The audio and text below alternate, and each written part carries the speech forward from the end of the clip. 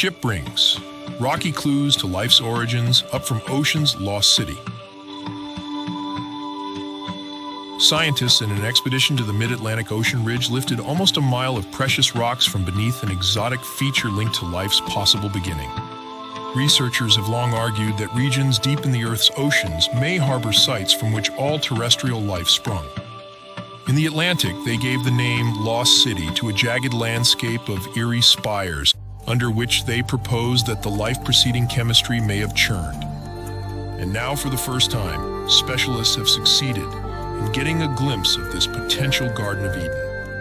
A report in the journal Science on Thursday tells of a 30-person team drilling deep into a region of the mid-Atlantic seabed and pulling up nearly a mile of extremely rare rocky material. Never before has a sample so massive and from such a great depth come to light. The material is central to a major theory on the origin of life. "We did it," said Frieder Klein, an expedition team member at the Woods Hole Oceanographic Institution on Cape Cod in Massachusetts. "We now have a treasure trove of rocks that will let us systematically study the processes that people believe are relevant to the emergence of life on the planet." The drilled region sits alongside one of the volcanic rifts that crisscross the global seabed like the seams of a baseball. Known as mid-ocean ridges, the abyssal sites feature hot springs whose shimmering waters shed minerals into the icy seawater, slowly building up strange mounds and spires that sometimes host riots of bizarre creatures. For decades, scientists have theorized that the hot springs or their underlying rocks nurtured geochemical reactions that billions of years ago begot terrestrial life. Recently, they've accelerated their hunt for supporting clues. "A lot of people did lab work and paper studies and modeling on the origin of life," said Deborah Kelly, an oceanographer at the University of Washington who has scrutinized such clues but is independent of the team. "The new research," she said, "is really important." She added, "It lays a foundation for new understanding."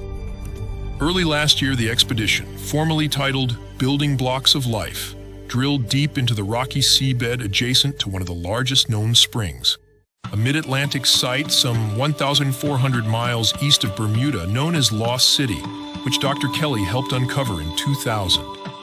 Its tallest spire rivals a 20-story building.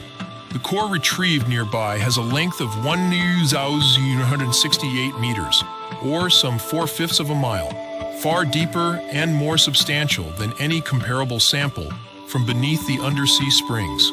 The operation has brought into scientists' labs the first long section of rocks originating in the mantle, the inner layers between Earth's crust on which we live and the planetary core.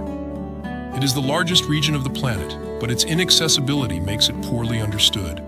Over eons, hot mantle rocks flow like extraordinarily thick fluids that slowly rearrange the cool planetary crust, lifting mountains, moving continents, and causing earthquakes. Scientists expect years of scientific discovery to emerge from detailed analyses of the rocky bonanza, including how it bears on the origin of life question.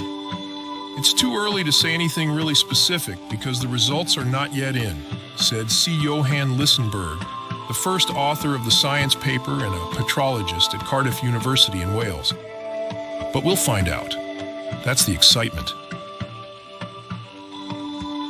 The Mantle breakthrough was part of the International Ocean Discovery Program, a research consortium of more than 20 countries using a giant ship to drill into the ocean floor and retrieve rocky samples that bear Earth's secrets.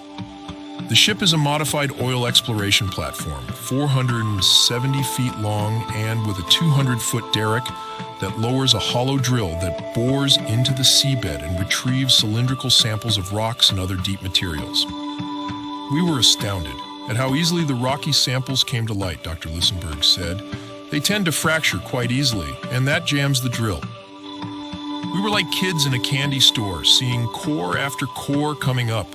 Lost City, like all deep springs, formed when water, moving beneath the seabed, gained enough heat to rise buoyantly and mix with icy seawater, prompting the precipitation of minerals that created its spires and towers. Its discovery, however, marked the scientific debut of a new class of deep spring, very different from those previously studied. in which rock chimneys spew extraordinarily hot water black with minerals, nicknamed black smokers. In contrast, Lost City was located not atop the mid-Atlantic rift, but off to one side, its fluids cooler and spires taller.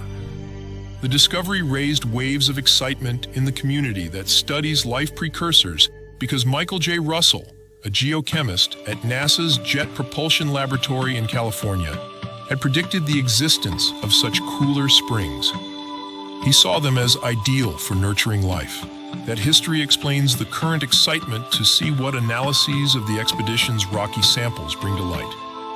Dr. Klein said the findings could bear on the origin of life, not only on Earth, but also elsewhere in the solar system and the universe. The importance of this ship and the cores cannot be overestimated, he said. This is a basic resource for the future.